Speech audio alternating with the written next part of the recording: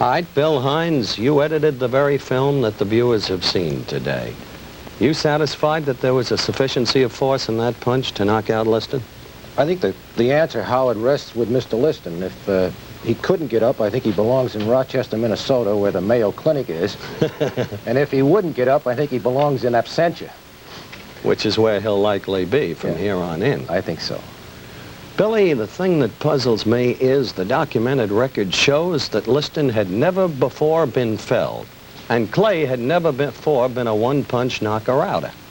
Now, in the wake of those facts, how could this have truly been a knockout punch? Well, I think you'd have to understand Liston's entire physical condition, and we're not sure of that. We're really not even sure how old he is. He says he's 31, and we say he's 31 plus. Certainly he looked like an old man, and as the two pros here can tell you, when you get to a certain age, you just don't live under a punch the way you did when you were young. So I think that's a factor too, Howard. Well, Rocky, when you were not so young really in your career, Archie Moore decked you with a short right that only traveled about 6 inches, didn't it? Yes, that was when I missed him with my own right hand and had the full force going. And Archie, the clever man, just stepped back just about 3 inches and hit me with the best counterpunch you ever saw. And coming in and he coming in, I just went straight forward.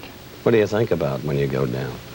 Well, you realize that you can be put down, and it's a frightening thing to know that you can be put down. The punch traveled just a short distance, and you say to yourself, he can do it again, I better be a lot more careful, or a lot more aggressive, either one. Was Clay's punch at all like Moore's? No, not really. I thought he just started it more or less to parry, and all of a sudden he saw the opening and he threw some power at the last moment. I've noticed that on the film here. He didn't have his body behind it or any real follow through. It was just a over the right arm and right on the chin. It could have hit him in a good spot and just confused him very much. Well, as our viewers can see, that punch continues to remain very much in dispute. Our guests have been Jimmy Cannon, Jack Dempsey, Rocky Marciano, and Bill Hines. Thank you, gentlemen. The mystery of the punch unanswered. That's the way it was that May 25th, 1965 in Lewiston, Maine, in a high school hockey rink where they had a heavyweight championship fight. The big questions remain unanswered. Yes, there was a punch, but was it of sufficient force to knock out a man who had never been floored before? What about the referee, Jersey Joe Walcott, and his total confusion? Incidentally, Jersey Joe was invited to appear on this show, but was unavailable. Had he counted, could Liston have been up in time? Did Liston really, for that matter, get a fair shake?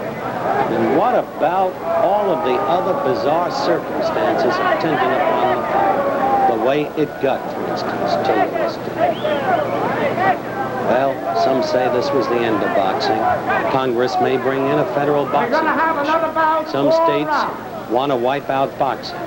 But this may, in fact, have been a new beginning, because Floyd Patterson now in Sweden says he's been promised a fight in the fall. And right now, there's a man in the ring, George Chavallo, and there he is, who wants to fight the heavyweight champion. He's ready at that moment. He may get the next shot. Indeed, this may be a new beginning. That's the story of the big fight, Muhammad Ali against Sonny Liston. What about next week on Wide World of Sports? Well, next week, ABC's Wide World of Sports will be at the Commodore Hotel in New York City for the World Pocket Billiards Championship.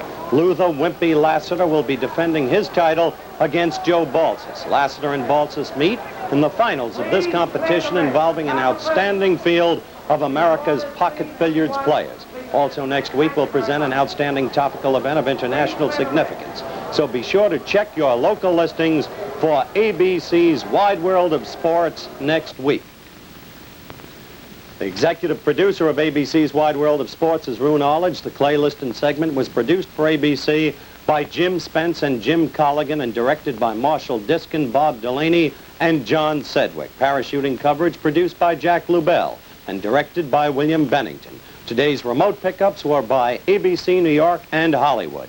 Nationwide and worldwide travel arrangements for ABC's Wide World of Sports made through and promotional consideration furnished by TWA Trans World Airlines. Remember to check your local listings for ABC's Wide World of Sports next week. Now, this is Howard Cosell saying, so long. Preceding program was pre-recorded.